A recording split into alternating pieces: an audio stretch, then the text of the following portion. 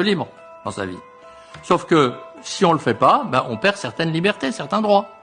C'est-à-dire ceux qui à l'hôpital veulent pas se faire vacciner, je pense que ça devrait être une raison valable de se séparer d'eux. Mais pour la population générale? Alors, pour la population générale, moi je pars à peu près du même principe. C'est-à-dire que je verrais assez volontiers que dans les restaurants, par exemple, où je pense qu'il serait préférable que les serveurs soient, et que le cuisinier, parce que c'est lui qui prépare aussi puis qui peut mettre le virus dans les aliments, qu'il soit vacciné, je trouve que ce serait mieux. Mais moi je verrais assez bien qu'il y ait des restaurants qui puissent afficher ici tout le monde est vacciné, ou ici nous ne sommes pas vaccinés. On leur demanderait juste de l'afficher.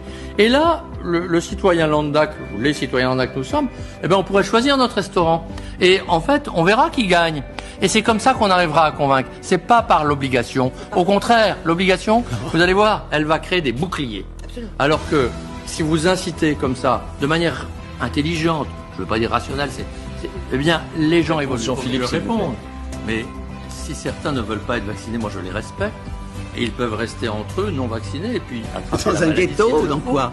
Mais c'est leur choix. C'est leur choix. Personne ne leur impose. Donc les gens sont libres de ne pas se faire vacciner. Simplement, s'ils ne se font pas vacciner, ils préviennent qu'ils ne le sont pas pour que ceux qui ne veulent pas côtoyer des non-vaccinés ne les côtoient pas. Ça me paraît une règle tout à fait simple. C'est ça. Alors, censé. C'est absolument normal.